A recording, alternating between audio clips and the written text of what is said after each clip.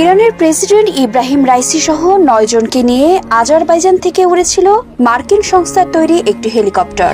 যাত্রাপথে হঠাৎ করেই ঘন মেঘের মধ্যে পড়ে যায় কপ্টারটি। আসসালামু আলাইকুম প্রিয় দর্শক, বলা হচ্ছে ইব্রাহিম রাইসির মৃত্যুতে আবারও নিয়েছে নতুন মোড়, কারণ ইব্রাহিম রাইসির মৃত্যুতে সরাসরি হাত রয়েছে খামেনির, এমন একটি কথাই কিন্তু উঠে এসেছে। প্রিয় দর্শক, চলুন আমরা সরাসরি ভিডিও স্ক্রিনে চলে যাই, এই বিষয়ে বিস্তারিত দেখে আসি। ভিডিওটি গুরুত্বপূর্ণ হবে, অবশ্যই ধৈর্য সহকারে পুরো ভিডিওটি দেখবেন। ইরানের প্রেসিডেন্ট ইব্রাহিম রাইসি সহ ৯ জনকে নিয়ে আজারবাইজান থেকে উড়েছিল মার্কিন সংস্থার তৈরি একটি হেলিকপ্টার। যাত্রাপথে হঠাৎ করেই ঘন মেঘের মধ্যে পড়ে যায় কপ্টারটি।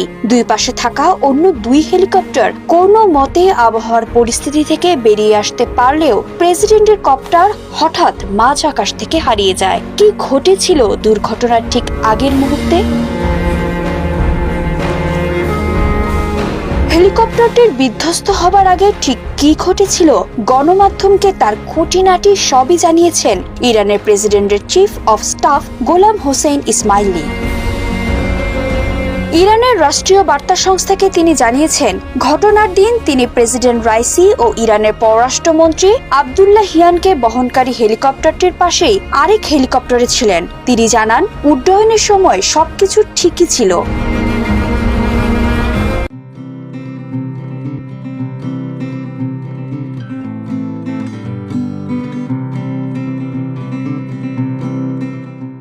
ইসমাইলি জানান, রোববার স্থানীয় সময় বেলা ১টা নাগাদ হেলিকপ্টার ৩টি একই সময়ে যাত্রা শুরু করে। ওই সময় আবহাওয়া চমৎকার ও স্বাভাবিক ছিল। প্রেসিডেন্টকে বহনকারী হেলিকপ্টারটি মাঝখানে ছিল, সামনে একটি ও পেছনে আরেকটি হেলিকপ্টার ছিল।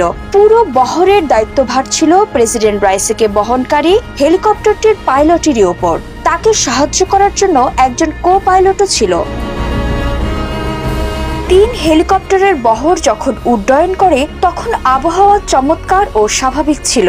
যাত্রা শুরুর ৪৫ মিনিট পর রাইসিকে বহনকারী হেলিকপ্টারের পাইলট অন্য ২টি হেলিকপ্টারের পাইলটকে আরো উঁচুতে উঠে ওড়ার নির্দেশ দেন। মূলত তিনি কাছাকাছি থাকা ঘন মেঘ এড়িয়ে যেতে চেয়েছিলেন।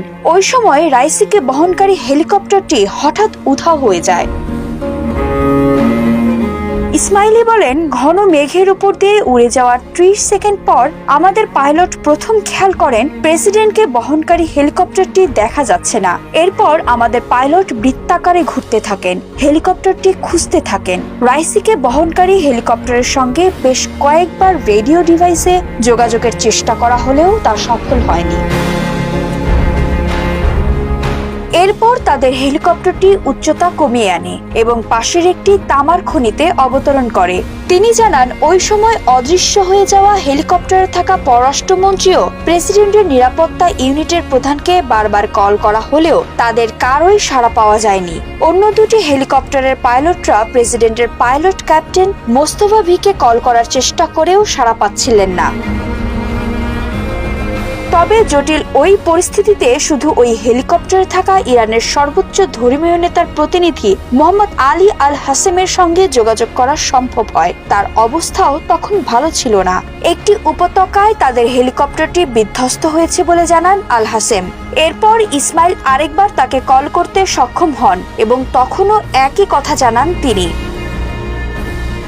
প্রেসিডেন্টের চিফ অফ স্টাফ গোলাম হোসেন ইসমাইলি বলেন, পরে আমরা যখন বিধ্বস্ত। আশা করি পুরো ভিডিওটি দেখেছেন এবং বুঝতে পেরেছেন যে নতুন মোড় নিয়েছে ইব্রাহিম রাইসির মৃত্যুতে। অনেকেই দোষারোপ করছে এবং সরাসরি অভিযোগ করছে যে ইরানি যুক্ত রয়েছে এই ইব্রাহিম রাইসির মৃত্যু হত্যাকাণ্ডে বা মৃত্যুতে, দুর্ঘটনাতে, যাই বলুন না কেন, সরাসরি জড়িত রয়েছে ইরান এবং খামেনি জড়িত রয়েছে, যিনি এখন প্রধানমন্ত্রী হচ্ছে, তিনি নাকি জড়িত রয়েছে, এরকম কথা চলছে। আলোচনা সমালোচনা চলছে, রাজনৈতিক বিশ্লেষকগুলো বিশ্লেষণ করছে এবং প্রচুর পরিমাণে আলোচনা সমালোচনা হচ্ছে। প্রিয় দর্শক, আপনার কী মনে হচ্ছে, কি মনে হয় অবশ্যই কমেন্টে জানাতে পারেন আপনাদের সেই মূল্যবান মতামত। আসলে কি খামেনি হত্যা করেছে এই ইব্রাহিম রাইসিকে?